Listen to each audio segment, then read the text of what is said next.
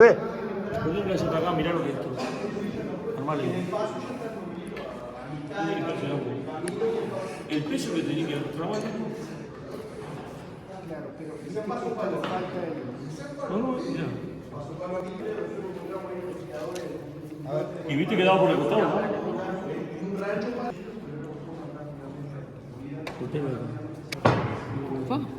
Yo tenía que tener un pulso y Es que sí, fuerza.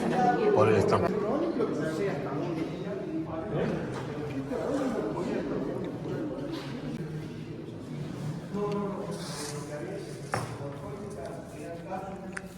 ¿Qué onda?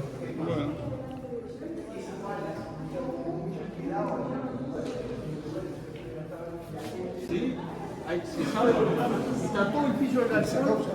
No, está todo el piso. En esta oportunidad nos hemos reunido acá para realizar un acto preliminar académico referido a la declaración de sitio histórico, al reconocimiento de sitio histórico al lugar de Paso de los Carros, inmerso en lo que se llamó la batalla de los Olivares.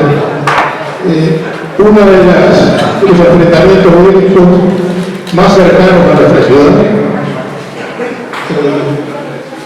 de los cuales la mayoría de los olivareños con raíces hondas hemos sentido narraciones, cuentos, anécdotas, e inclusive historias de aparecidos y de leyendas de luces malas y olvidos malos. En esta oportunidad, además, yo que soy representante del Centro de Estudios Históricos de 33, conjuntados a la gente de SACTU, Sociedad Amigos del Tradicionalismo Uruguayo, tenemos un representante del Centro de Trías, tenemos un amigo investigador de Sacano, y con el apoyo de empresas y instituciones de servicio del 33, como son los Leones, 33 Olimar, la Sociedad Fomento, la Cámara de Comercio, el Centro de Progreso, que amablemente nos presta el lugar, y las instituciones públicas a quienes acudimos inmediatamente estuvieron de acuerdo en suscribir este hecho. Sin más preámbulos, le voy a dar el micrófono a Nacho Sosa, que tiene algunas consideraciones particulares para hacer, y luego de eso vamos a escuchar a los invitados en sus respectivas ponencias. Bueno, buenas noches, muchas gracias a todos. Lo primero, voy a ser muy breve lo que voy a decir, hemos puesto mucho corazón en esto que hicimos hace muchos años y simplemente voy a agradecer a algunas personas que para mí es importante, la parte más sobre la investigación y la historia la van a hacer dos amigos acá. Yo primero le quería agradecer a mi padre, que fue la primera persona que me inculcó la historia del 33, porque ya tiene 80 y pico de años, y bueno, que recibió en primera voz los cuentos de su abuelo, que estuvo en la batalla y lo que era la situación en el momento.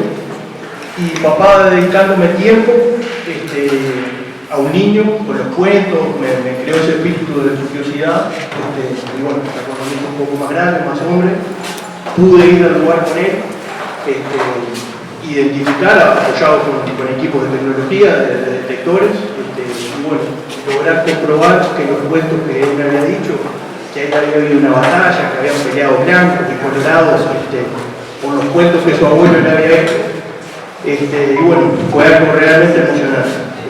Desde ahí, con amigos de toda una vida, que llevamos investigando a lo largo y ancho de todo el país, diferentes episodios, un amigo de toda la vida, Tayik Chanik Hernández, compañero de mil expediciones, Henry Falchi, también mil y una aventura juntos, ahora se Mario a las investigaciones y bueno, con la amabilidad de Pachacho, con toda la estructura y la seriedad que él tiene, permitió que lo que empezó como un sueño, las primeras veces, con las primeras charlas, con Antonio Abella, que fue un amigo que me dio para adelante siempre, también poder llamar a una persona, a otra, Luisa, que también la amabilidad de esas personas que desde el primer día te dicen, dale, esto está bueno, hacelo, te apoyo.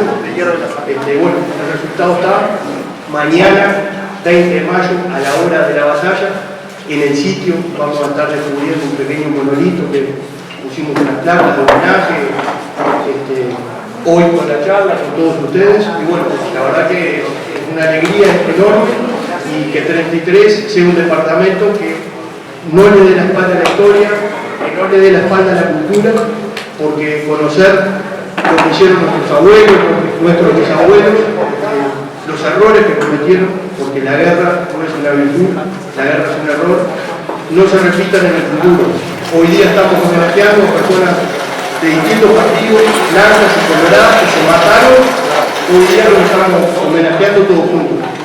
Que ese sea el mensaje, que si hoy día un vecino piensa diferente, un familiar piensa diferente, lejos de mirar las diferencias, miremos lo que nos une, que es el mismo país. Y la política o las ideas nunca sean diferentes, porque después te terminás agraviando para que después, 100 años después, te hagan que o digan que lindo. Hagámoslo ahora. Si el otro piensa diferente, busquemos vínculos, no diferencias. Bueno, muchas gracias.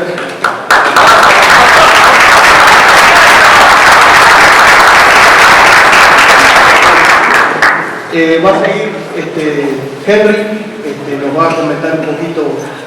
Ellos tienen dos disciplinas distintas. Henry que va a hablar un poco sobre el armamento de la época, tiene el material está aquí, capaz que podés ir a trabajar o traerlo, como quieras. Y Mario nos va a hablar un poco con el proyector de la situación geopolítica, de los informes, de los soldados. Se doy la palabra.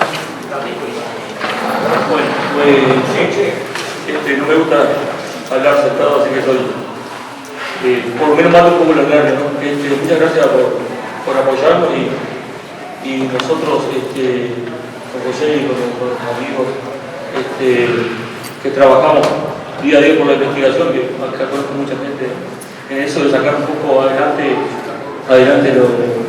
el tema investigativo y como en este caso, decía José, había muchos relatos. Hay muchos relatos de crónicas y de registros de la batalla, ¿verdad?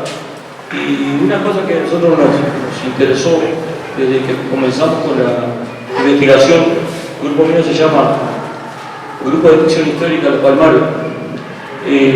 Hemos trabajado de la mano de investigadores, de crónicas, y queremos una de las funciones es llegar a los sitios históricos y que esos relatos sean fidedignos de lo que está escrito, corroborarlo o negarlo, ¿no?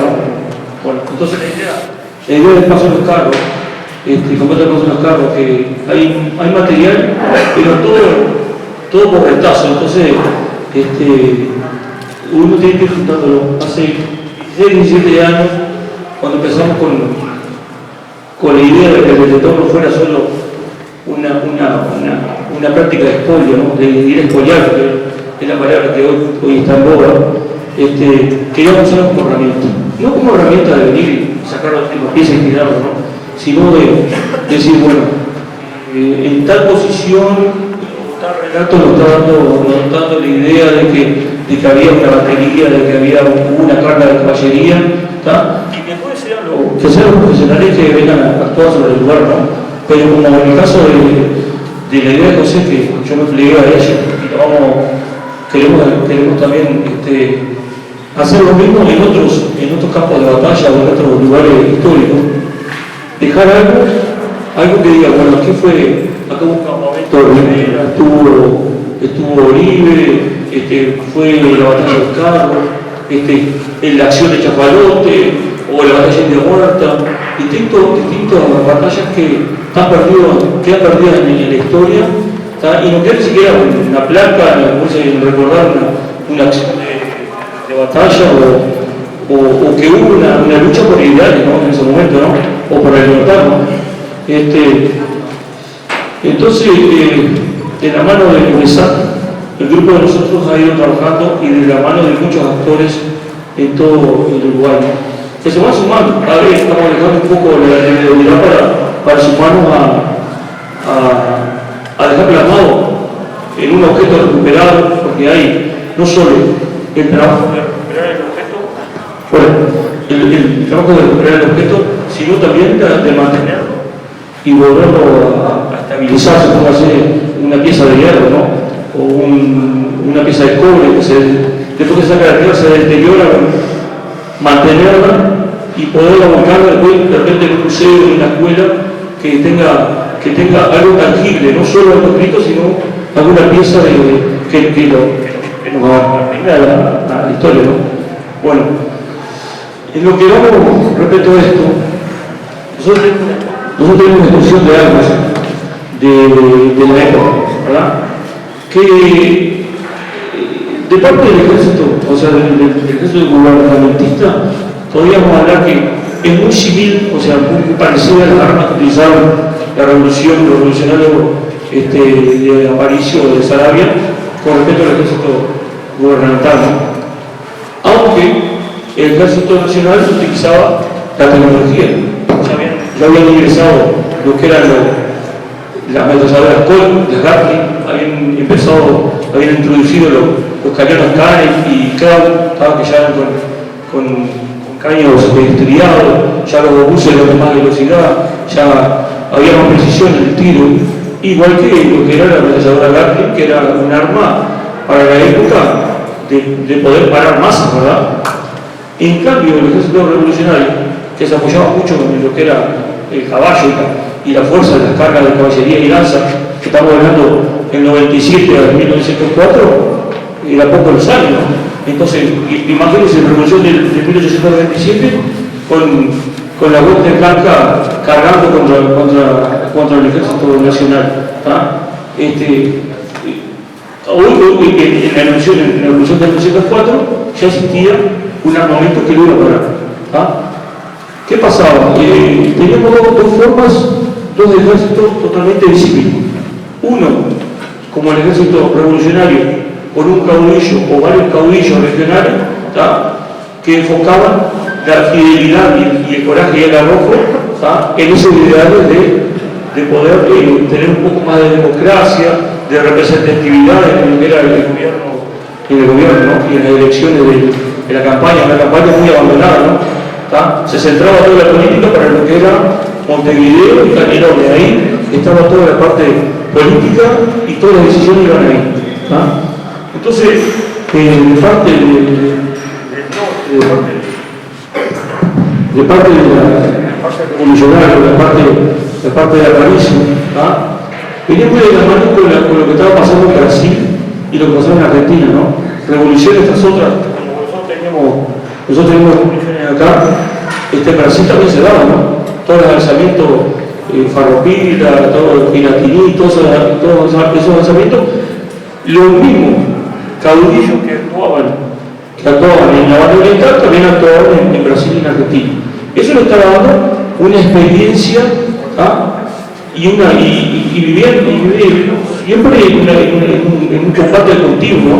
Desde la independencia hasta el 1904, fue un combate, fueron revoluciones, Guerra Grande, Segunda Guerra Grande, después toda la Urquiza en Argentina, los alzamientos de Brasil, todos tenían, y la gente que actuaba era la misma, ¿no? La gente de Flores pasaba para Río Grande, o sea, la gente que actuaba con el otro era la misma. ¿Qué pasó con el ejército revolucionario? Como les decía, se formaba mucho en el arma principal que era el caballo. Y fue comprando armamento tanto a Brasil como a Chile, el Mauser, el monotiro, todo monotiro, el Remington Rolling Block, que era un arma espectacular, pero siempre monotiro. Y lo más basado que podían tener eran los Winchester 44, que era una arma ya de una infinidad de tiros, o sea, de un montón de tiros más que lo que eran los Mauser y los Rolling, ¿verdad? Pero también utilizaron la cara, como hablamos de caballería, pero la lanza, ¿no? Que acá tenemos varios ejemplos, ¿no? Imagínense, gente de a caballo que trabajaban en los campos, ¿no? ¿Qué podían tener? Lo mismo que tenían las revoluciones de la independencia, ¿no? Un desgarrador, de repente una estafina que la pulía, una tijera de girar. Entonces tenemos mucha documentación, muchas fotos que vemos a los gauchos armados solo con una lanza.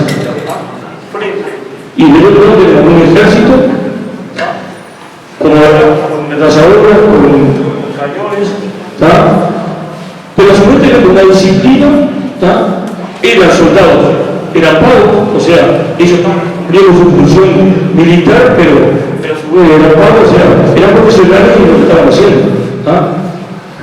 Y teníamos el ejército profesional que lo que tenía eran ideas y fidelidad a su caudillo y a su jefe, ¿verdad? En el enfrentamiento de Paso de los Carros, bueno, se presta el ejército revolucionario con Sarabia al mando, y del otro lado tenemos a la división del sur, ¿verdad? Que tenía un parque o tenía un arsenal de 4 ametralladoras y 4 cañones, ¿verdad? Que era lo que tenían y lo que se utilizó en Paso de los Carros. Después tenemos infantería y tenemos artillería con rifles Mauser, tanto belgas como brasileños españoles, y tenemos sables de parte del ejército nacional. Y así tenemos también a la vuelta de Blanca y la vuelta de Programar también, o sea, los guardias nacionales que eran formados por la gente colorada, con carabinas Winchester y Remington Parks, o sea, Remington Remington. Un problema que tenía Aparicio era mantener toda esa cantidad de armamento que tenemos también pistolas de Cajoyer, tenemos pistolas de Rolling, tenemos armas de avancarga también. El mantener todo ese parque de armamento con buena munición y a la mano. Entonces, eso es un problema grave, ¿no? Que en cambio el Ejército Nacional, al tener todo el armamento de una misma serie de Mauser o Remington, tenía el recambio de repuestos, tenían armas que no se trancaban, y en cambio el ejército revolucionario muchas veces quedaban sin armamento, ¿no?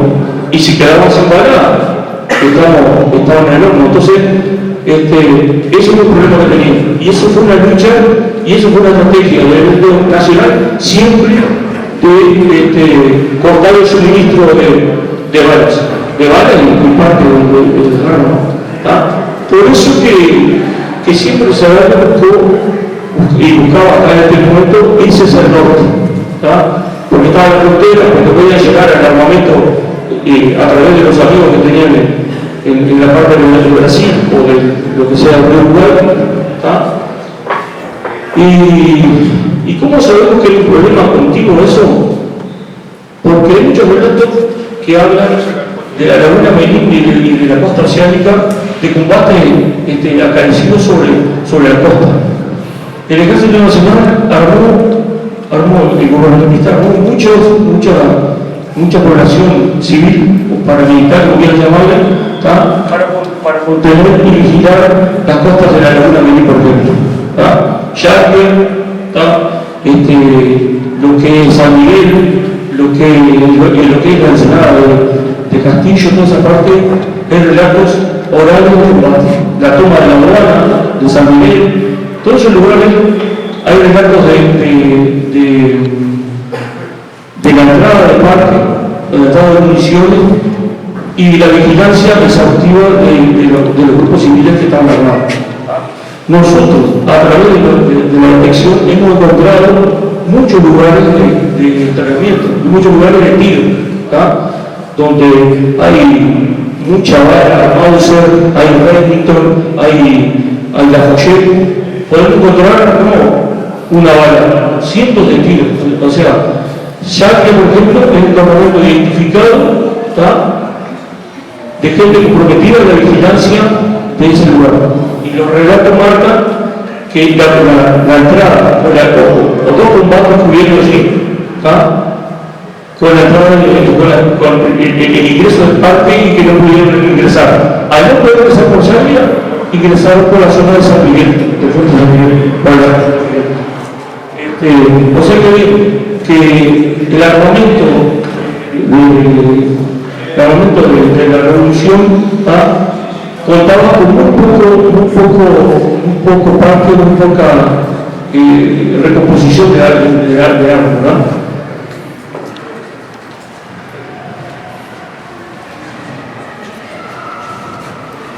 Todos, tanto del Ejército Nacional como el Revolucionario, eran todos sables o brasileños o alemanes, Solinger, ¿verdad? ¿Tá? Ingresó mucho. Hoy por hoy, de muchas armas que se quedaron archivadas en lo que eran los techos antiguos, ¿no? Porque, ¿qué pasó? Cuando como en el 97, en el 904 también hubo un desarme, donde La Paz, acariciado por la muerte de Aparicio, se llegó a un desarme, ¿no? Pero mucha gente, como así, la ametralladora, dos ametralladoras Colt que quedaron guardadas, ¿no?, fueron escondidas para una nueva revolución, porque la revolución fue la paz a fuerza. Después vinieron las conversaciones y se lograron ciertas cosas, ¿no? Pero nunca la promesa de una estabilidad en el Uruguay, ¿no?, en la banda oriental. Entonces, ¿qué pasa? Ese armamento quedó sububicado en techos que hoy por hoy, en la reforma de casas viejas, en campañas, van apareciendo. Ahí tenemos el caso de dos o tres armas, Mauser y dos Remington que fueron encontrados hasta con la bala.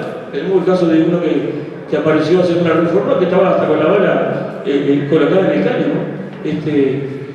¿Y quién lo tiene o quién lo conoce del abuelo o del bisabuelo? Un arma que quedó abajo del ropero. Yo me acuerdo, en la casa de mi abuela había la lanza y el Remington que estaba esperando abajo del ropero. Yo de chico me encantaba mirar esas armas, no es ese de su bisabuelo, ese de Aldama, que fue jefe del batallón Florida de aquellos tiempos, ¿no? Participó en caso en la batalla de Paso de los Carros, hizo del tapón junto con la división G de Durango, hizo el tapón al pasaje del Ejército Nacional, ¿no? Mucho más de lo que podemos hablar. Esto no es una charla técnica, ¿verdad? Porque ninguno venimos a escuchar cuántas armas había Mauser y qué modelo era más o menos la diferencia de uno y otro. Un ejército disciplinado, pago, con la mejor tecnología del momento, ¿tá? Sus comandantes, sus jefes, sus mayores habían participado en todo lo que eran batallas, tanto en Argentina como en Brasil. Y lo mismo de la parte revolucionaria. No eran, como hablamos siempre, no eran niños de cuna lo que estaban participando. Los jefes eran jefes de estudio, muchos de ellos, y que eran tácticos, ¿verdad? Y bueno, la diferencia es gauchaje, mal armado, pero lo suplía con una fe de un arma y muchas veces una venganza también, ¿no? Porque todos sabemos que en estas guerras fueron quedando que el hermano peleaba con los colorados, los blancos peleaban con el otro, se peleaban contra el hermano y muchas veces se mataban. Entonces se veía, yo voy a pelear contra el ejército por la venganza. Hasta ahora nosotros conocemos que nuestros abuelos, nuestros padres, no, ese colorado no. Ahora cambió la historia, ¿verdad? Estamos hablando de política, pero en aquellos tiempos había la diferencia. Tenemos el rojo pulsor, sangre toro, que dice el colorado como sangre toro, o blanco como hueso bagual. Tenemos los dichos esos que nos están marcando, que nos marcan la historia, ¿no? Bueno, después tenemos un dato. tenemos un dato técnico de lo que usaba el ejército del sur. ¿Ah? ¿Por qué pasó? Recién estamos hablando con los compañeros. Lo que pasó a los carros, no era mi tema del armamento, pero vamos a dar una reseña un poquito. En Paso a los carros pasa que el ejército revolucionario busca al norte, ¿verdad? Y se encuentra con el ejército que lo persigue el ejército del sur. Pero sí estamos hablando con los amigos acá. El ejército del norte venía cerrado. Iba a hacer una bolsa, iba cerrado y estaba en lo que era San Agustín, en Paso de Lía y en Paso de Río. Ahí en esa zona estaba el ejército del norte. El ejército del sur fue el que fue a encontrarlo hasta Poñado. Aparicio, habilidoso, vio que la jugada de pinza iba a quedar colgado, él iba a quedar encerrado, deja de tapón las divisiones, mientras él se va, gana terreno, alejándose del ejército del norte que lo podía afectar, ¿verdad? Eso más que nada fue el combate, ¿no? Y después todos los relatos que lo podemos hablar, ¿no? Cómo se comportó uno, cómo se comportó otro. Podemos hablar de que fue un error táctico. Para mí fue un momento de poder seguir en ese momento, o sea, hacer tapón para poderse desplazar a Aparicio lejos, el ejército revolucionario lejos de uno. La velocidad que tenía el ejército nacional en el sur, donde estaban las vías férreas, que eso lo utilizaban, le daba movilidad muy rápida al ejército nacional para poder llevar parte, para poder desplazarse con tropas, para poder llevar la caballada del refresco. En el sur estaba todo organizado para que él se desplazara rápido. El norte, en la guerra de guerrilla, que era lo que utilizaba Aparicio, el atacar, el usar el terreno para poder pelear contra un enemigo de repente un poquito más técnico, ¿verdad? Buscaba ese terreno. Bueno, esta es mi posición, espero que le haya servido algo, que le haya gustado. Intentamos bajar un poco al nivel de nosotros, de que lo podemos entender, y yo digo, es un conversatorio. Si alguien tiene algo para decir o aportar, estaría bueno poder exponerlo, así aprendemos todo, ¿no?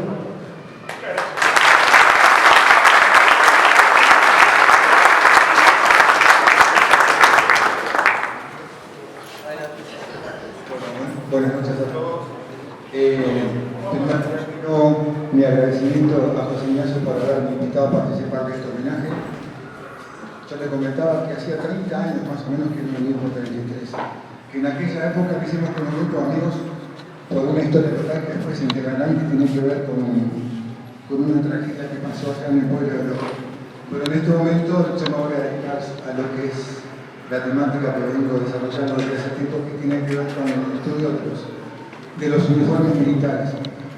Antes de comenzar, una anécdota acerca de lo que él comentaba. Hace un par de años me tocó hacer un trabajo justamente con un amigo que tenemos acá, con el coronel Alfredo Bravo. Nos tocó hacer una maqueta de la batalla de las Piedras, dos maquetas en realidad, una está en el Museo Montevideo, en el Museo 18 de mayo de 1811, y la otra maqueta está en el Museo Grandines. Y en una de esas vueltas que yo iba a trabajar para terminar la maqueta, recuerdo que habían hecho un banco con 4 carabinas, estas que mostró el amigo, carabinas Spencer, Remington, ¿no? 4 carabinas Remington que las habían comprado a nivel del caño. Y una de esas carabinas, en la parte de madera, tenían grabado, no sé si con bayoneta o con facón, decía Patriada de 1904. La tenían en Jardines como un banco más. ¿A qué voy con este comentario? Que muchas veces aparecen cosas donde menos esperan. Y seguramente muchos de ustedes tienen en sus casas, como lo tengo yo, y pudieron ver en esta misa con el mantel amarillo, conservamos recuerdos de la familia. En este caso, a través de mi abuela paterna y después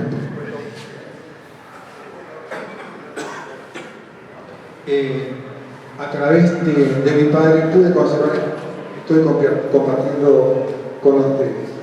En cuanto al estudio de los uniformes, muchos de ustedes se preguntarán qué tan importante puede ser la historia hablar de uniformes militares. Y yo los invito a que de repente puedan indagar en la temática y seguramente se van a llegar a una gran sorpresa. El uniforme militar, en el ánimo siempre del soldado o de los oficiales que los comandan, siempre tiene influencia importante. Llevar un uniforme, obviamente, le da una suerte de categoría, ¿verdad?, a quien combate. En este caso, y a lo largo de la historia, lo que ha sido también una forma de identificar a los distintos regimientos que se pudieran ver a través de la historia. Hoy me voy a dedicar principalmente no tanto a las unidades que participaron en esta batalla en particular, sino a qué tipos de uniformes se usaban en esa época. Este PowerPoint que van a ver ustedes, inclusive, yo lo hice hace un par de años, justamente a pedido de una directora de una escuela, para que los chicos inclusive conocieran cómo eran las guerras civiles en nuestra patria.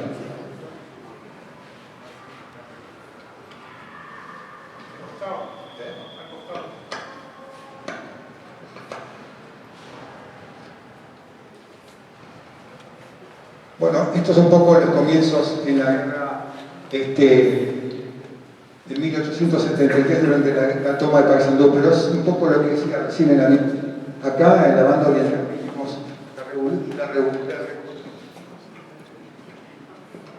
vivimos revoluciones desde la época artiguista hasta 1900. Voy a pasar un poquito porque voy a ir directamente a la temática que pasó.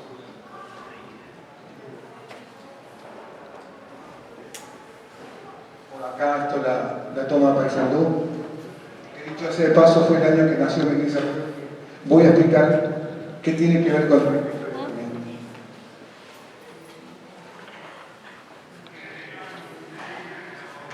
Bueno, acá un poco para que vean la indumentaria, ¿verdad?, de los revolucionarios. Si bien esto es en 1875, pero prácticamente de esa época a la revolución de Sarabia hay una diferencia. Estos son uniformes de la época del gobierno Máximo Santos. Extremo acá tenemos la primera revolución de Sarabia de 1997. Tenemos al presidente Cuestas, el presidente de la época. Acá se ven, bueno, no sé si le pueden notar muy bien, pero en el extremo derecho vemos un grupo de oficiales revolucionarios en la batalla de Tres Arroyos. Bueno, acá ya tenemos obviamente el Aparicio de Sarabia en 1904 de la época. Bueno, acá quise compartir algunas imágenes para que ustedes pudieran ver cómo estaban uniformados nuestros soldados, o mejor dicho, los soldados revolucionarios, ¿no?, que como único distintivo del uniforme tenían la divisa blanca en sus sombreros y una banda. En el medio vemos al coronel Gregorio Lamas, que se une a la revolución de 1904. ¿Por qué tiene que ver mi bisabuelo en toda esta historia? Yo, atando cabos, vine a descubrir que este coronel renuncia al ejército para unirse a las tropas revolucionarias. Y a partir de 1904 y hasta 1914 ocupa la dirección de la Academia General Militar, como se llamaba en ese entonces, a la actual Escuela Militar, ocupa la dirección justamente mi bisabuelo, coronel Alberto Schweitzer, cuyas algunas reliquias pueden ver en esta mesa. Pero también aprovecho la imagen de medio para que ustedes vean cómo eran los uniformes militares de la época. Bueno, esto es un poco de lo que hablaba recién acá el amigo, cañones contra lanzas. Salvando la diferencia, me hizo acordar un poco, seguramente ustedes muchos han visto una película El último samurái, y me hace acordar, en cierto modo, cómo se enfrentaban los revolucionarios a un ejército debidamente preparado, ¿verdad? Mucho mejor preparado con las armas más modernas, con cañón. Pero creo que esta imagen es muy ilustrativa para que ustedes vean cómo realmente eran los enfrentamientos en esa época. Aún así, el estudio de la historia ha demostrado que tropas, ya sean por levantamientos patriotas o por levantamientos revolucionarios, en muchas ocasiones terminaron venciendo a ejércitos mucho mejor preparados. Bueno, acá tenemos algunas imágenes del ejército. Apáguese ahí para este lado, más cerca de... Acá tenemos algunas imágenes del ejército gubernista, tropas de caballería. Arriba, acá, un oficial también con su uniforme de caballería. Acá, una imagen típica ya de la época de las revoluciones, las chinas que acompañaban a los ejércitos. Desde la época de Artigas hasta las revoluciones acá, hasta la última revolución, siempre estaban las famosas chinas que acompañaban a los soldados para atenderlos. Acá tenemos soldados también con el uniforme, ¿bien? Con esta prenda.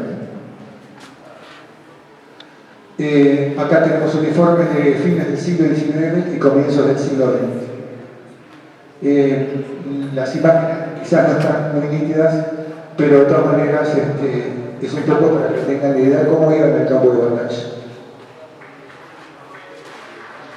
Bueno, acá tenemos una pieza de artillería tomada por los revolucionarios al ejército gubernista. Creo que es una ametralladora Colt y un cañón Canet.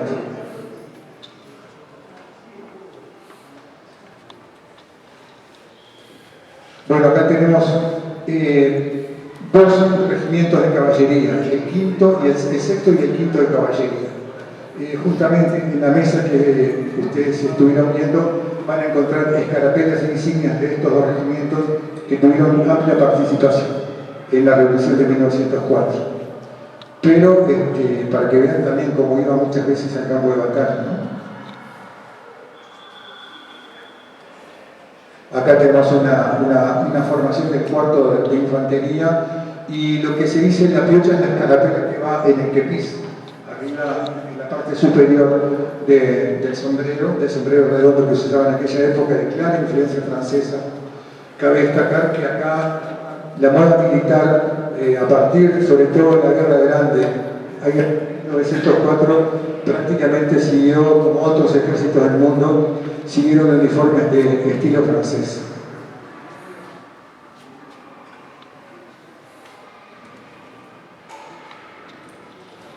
Bueno, acá un poco lo que hablaba el amigo que perfectamente lo describió, pero justamente esta parte lo había compartido con los alumnos en aquella época.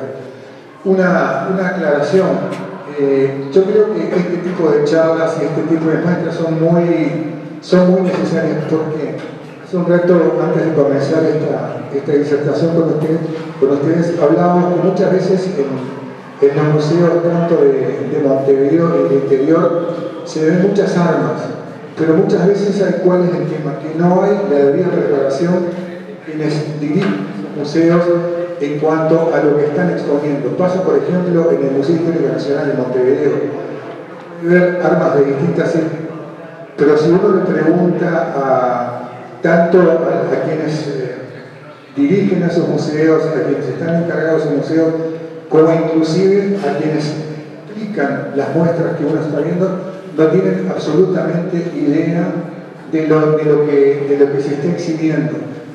Por eso yo soy partidario de dar charlas, sobre todo en escuelas y en centros culturales, para que el público en general también pueda tener una idea de las armas que se usaron en la época. No lo digo con un sentido netamente belicista, porque todos sabemos que las guerras son una de las cosas peores que le pueden pasar a la humanidad. Sin embargo, debemos reconocer que las guerras hicieron a las naciones. sean sea por la formación de las propias naciones. Las guerras fueron lamentablemente una parte importante en la historia de la humanidad.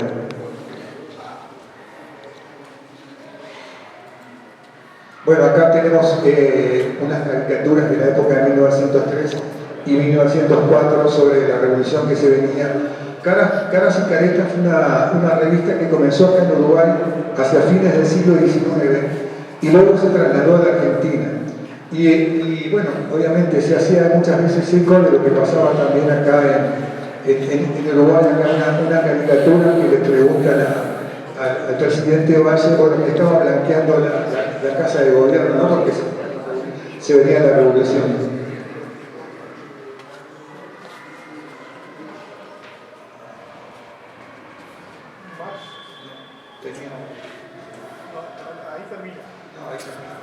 Eso inclusive tengo un hijo revistiendo en el regimiento de caballería número 1 de la negativa, y hace poco justamente le regalé una foto de Sultán Carabulo y digo que inclusive él utiliza algo que yo le regalé, se lo permitieron en realidad para que él lo tenga como elemento de homenaje a su antepasado. Así que muchas gracias por la atención brindada, muchas gracias a los organizadores de esta charla y bueno, con mucho gusto estoy evaluando las consultas que quieran hacer y tengo entendido que vamos a estar volviendo pronto para otro evento que tiene también que ver con una batalla y simplemente incentivarlos a que investiguen, a que no necesariamente tenemos un título. Esta manía que tengo por el tema de la historia militar que viene desde muy pequeño. Mi papá era coleccionista también de armas antiguas y siempre le gustaba indagar y regalar libros sobre batallas, y creo que las batallas de la historia nacional, salvo la de las piedras y después la batalla también, prácticamente hay otros hechos bélicos que prácticamente no se conocen. Así que los invito a que investiguen, a que se contacten con la gente del grupo de Museos Sin Fronteras, que seguramente van a terminar también uniéndose a este trabajo. Así que muchas gracias.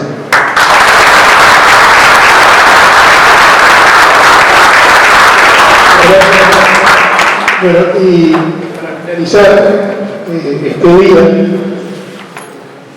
como mucha gente no tiene mucho conocimiento de cómo se desarrolló como me gusta decir, en el combate los carros, yo voy a intentar hacer un resumen muy breve, en 8 o 10 minutos, de lo principal que pasó y de mi interpretación también. Ustedes saben que yo soy una persona que interpreto las cosas a mi manera. La guerra civil de 1904, la última guerra zarabista, si por algo se caracterizó es por haber sido peleada en una desventaja tremenda desde todo punto de vista militar, como bien lo decía mi compañero, pero con la habilidad innata de un Aparicio Saravia sabio y bacteano. Entonces Aparicio Saravia trataba de no estar nunca en ningún lugar fijo y de adelantar siempre los movimientos de sus enemigos. En el desarrollo de las acciones bélicas, a mediados del mes de abril, Aparicio manda la localidad de Artigas, que hoy es Río Branco. Es rechazado, pero no le importaba, lo que le interesaba era hostigar. Y el ejército sale de la zona de Río Branco. Hay una historia del colega Jorge Carlos Muniz, que habla de un encuentro frente a la estancia de la Trinidad, y el ejército se va corriendo hacia el oeste, hacer unas acciones en Sarandí del Gil, algo en Manzavillada, sigue hacia el sur, pasa por minas como Amagando, si no me equivoco es el día 13 de mayo, y ahí se ve perseguido por el ejército del sur, que redundantemente venía del norte porque venía de Paso Viejo. Intentan volverlo y lo vienen persiguiendo hacia el norte,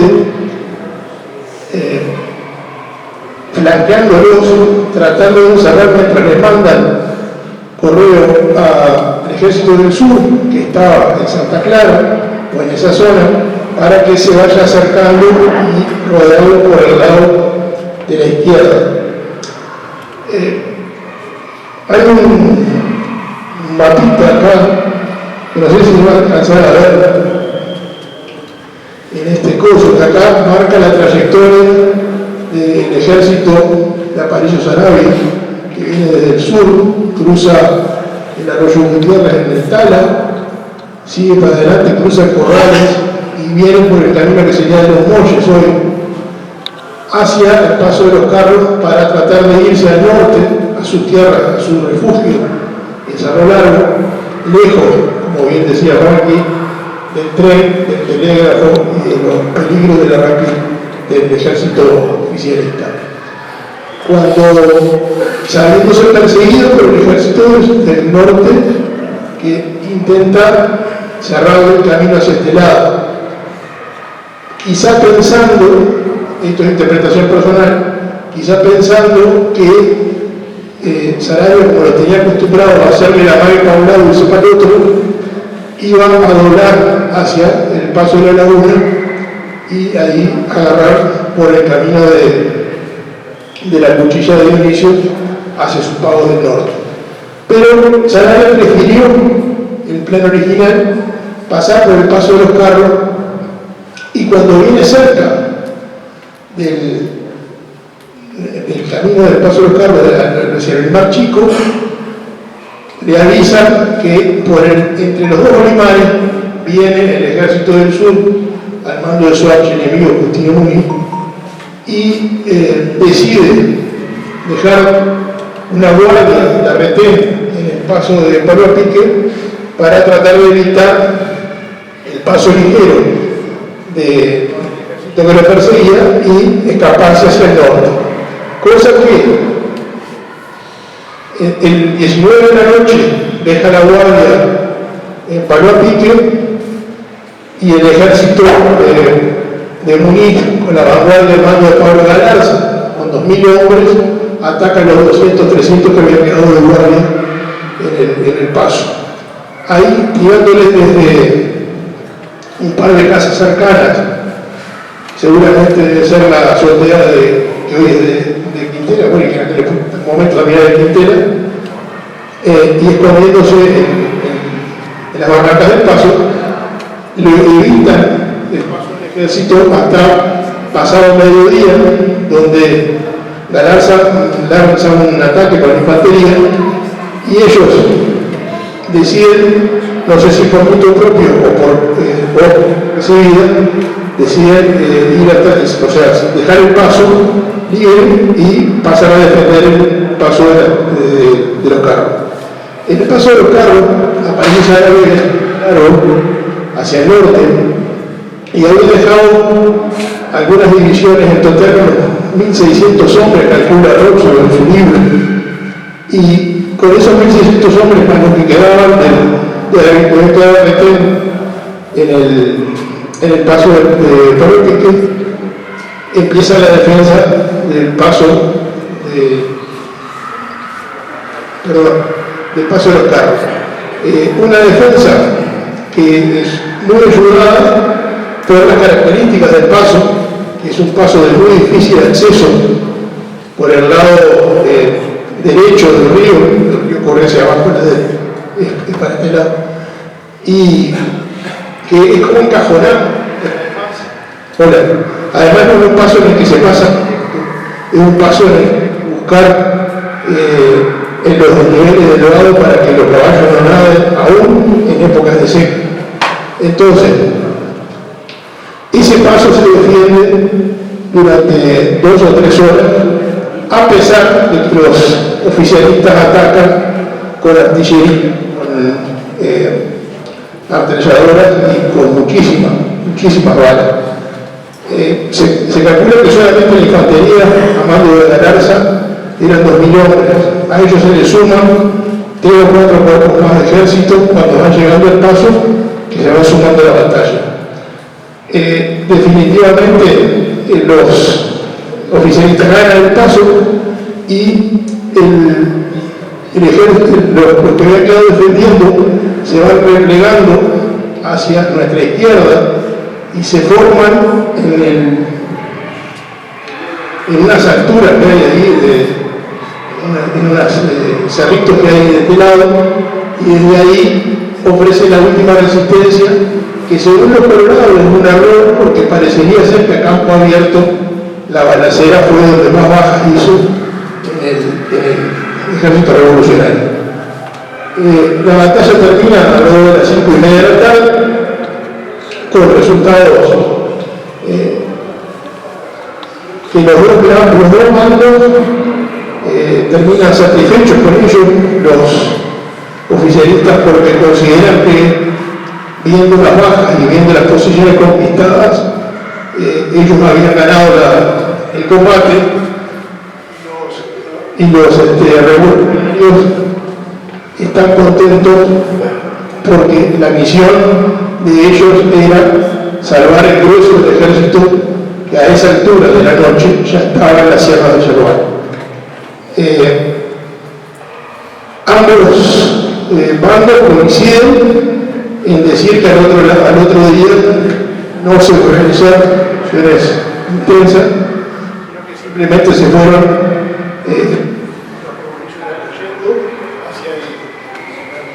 siempre hacia el oeste, posiblemente tratando de llevarlos a los que lo perseguían por un camino distinto al que se había ido el cuerpo general del ejército.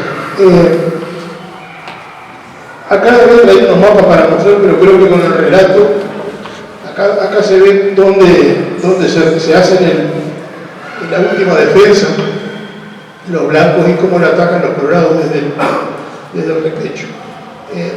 Sin embargo, cualquiera de estos 3 libros son los que dan la base para este relato, y acá había traído las palabras de Roxio, que cuando dice ni siquiera quedaron hablando de los colorados, ni siquiera quedaron de batalla, durmieron mojados sobre el paso y junto al limar. Nosotros, en cambio, ocupábamos bien toda la sierra cercana.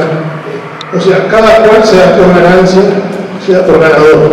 Yo creo que acá lo importante de toda esta actividad que estamos cumpliendo hoy, sí es saber un poco más, sí es conocer un poco más de lo que pasó, también poner en valor los lugares y hechos de una historia comarcana que pocas veces se cuenta y mal. Todos hemos oído alguna vez algún cuento sobre el paso de los carros, sobre la actividad del paso de los carros, a pesar de no haber sabido detalles de la batalla. Pero acá entre nosotros hay un viejo vecino del paso de los carros, de niño, que con el correr de los años, el relato de sus ancestros y de los vecinos del lugar le fueron formando historias que él transformó en cuentos y que están juntadas en un libro que aún no ha visto la luz, pero que se está tratando de publicar. Yo le voy a pedir al coterráneo del amigo Fernando Gallardo, hijo del recordado profesor Gallardo, que, bueno, comparta con nosotros uno de sus cuentos. Te dejo el micrófono.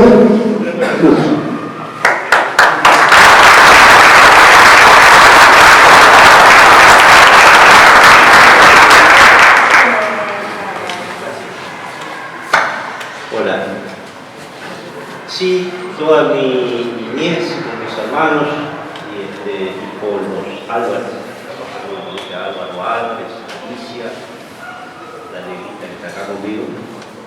Convivimos toda nuestra infancia y adolescencia en los montes del Paso de los Carros y por supuesto pillerías de niños pescando en las lagunas y en el propio Paso escuchamos los ruidos y las cosas que se cuentan en el pueblo. Ustedes imagínense que después de la batalla, con tanta crueldad, durante muchos años poca gente se animó a arrimarse a la zona, a pescar, por ejemplo.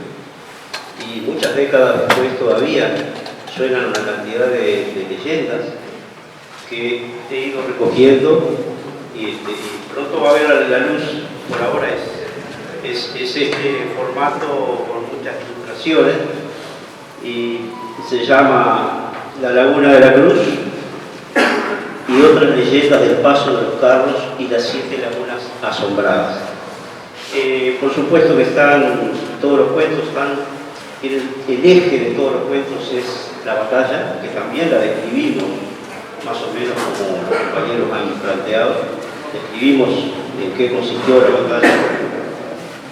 Ficciono, por ejemplo, una conversación entre un veterano, que los que conocieron a mi padre como profesor de historia lo van a reconocer, con mi hijo, con el nieto, y mi viejo le va contando cómo sucedieron los hechos. Hubieron muchos actos de heroísmo de un lado y del otro, mucha crueldad también, que coincido con lo que decía José hoy, que ojalá nunca más se repitan este tipo de cosas y sigamos en la confraternidad que tenemos hoy en día. Voy a leer solo un breve cuento que refiere a un acto de heroísmo de parte de los revolucionarios, aunque también hubo muchos actos de heroísmo de parte del ejército buronista, por supuesto. Seleccioné porque me pareció muy significativo. Se van a dar cuenta al final por qué. Soy un atrevido, pero yo creo que la frase final se dijo acá. Y dice así: una tormenta de plomo y metralla de 3.000 fusileros bien pertrechados con fusil de carga múltiple y artillería moderna caía sobre los revolucionarios. Desplegados y parapetados como podían, tras trinchera improvisada y monte indígena, caían uno tras otro, la mayoría para dejar su sangre en aquella tierra fértil que hoy todos decimos patria. Acciones de heroísmo quedaron para la mejor historia, otras muchas, anónimas, hagamos el honor de imaginarlas. Coronel, de parte del comandante Pedro Muñoz, que le mande protección porque se le concluye su gente. El capitán Armando Lorena, atravesado de 3 balazos en el cuerpo y habiendo dejado gravemente heridos a 3 de sus hijos en el campo de batalla, marchó a cumplir la orden de su comandante. Cuadrado frente a Basilio Muñoz, esperó la respuesta. Dígale al comandante que ya que le ha tocado ese puesto, que sacrifique el resto. Ya voy a ordenar la retirada. No le era ajeno al capitán que no solo se trataba la orden de un coronel a un comandante de división, sino de un hermano a otro. Escribieron los cronistas. El capitán Armando Lorena, transfigurado de heroísmo, cerró aquel diálogo de historia antigua con un gesto que conserva vivo la tradición. Olvidándose de sus caídos y de sus heridos sangrantes, gritó en alto el sombrero, agitó en alto el sombrero y gritó: ¡viva la División 2! Apenas sosteniéndose en la montura, esquivando de milagro los impactos de bala y cañón, baja por la ladera a galope tendido para internarse monte adentro. Próximo a la trinchera cae, ya sin fuerzas físicas, y se arrastra para rodar por la zanja, cubriéndose de barro. Busca y encuentra, urgido, la mirada interrogante de Pedro Muñoz, que sin dejarme gatillar hacia el enemigo, no necesita oír, sin embargo, la consigna que él mismo daría si estuviera en el lugar de su hermano. Hernando Lena, tomando su fusil y uniéndose al combate, expresa más con su actitud que con las mejores palabras lo que todos ya saben.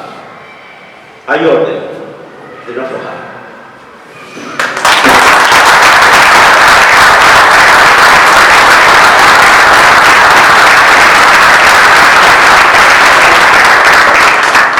Muchas gracias, Fernando. Muy lindo y muy emocionante. Bueno, a mí no me queda nada más que dar por terminada esta jornada e invitar a todos para mañana a mediodía, seguramente alrededor de la 1:30, con seguridad, a la 1:30, con 10 minutos de tolerancia, vamos a descubrir en el camino al paso un monolito que será el testimonio de recordación que todos hacemos hacia el hecho que hoy nos ocupa. Ese monolito va a tener 4 o 5 placas que hemos confeccionado entre los que estamos organizando esto, pero va a ser de uso libre para todo aquel que quiera poner un recordatorio hacia alguien de la batalla, hacia algún antepasado o algún recordatorio genérico en honor a los caídos. Y en honor a los caídos, mañana la única actividad que va a haber cuando se descubra ese pozo es que todos los presentes guardemos 1 minuto de silencio en recuerdo de toda esa gente que dejó su sangre para que hoy nosotros podamos estar contando esta historia. Muchas gracias a todos por venir.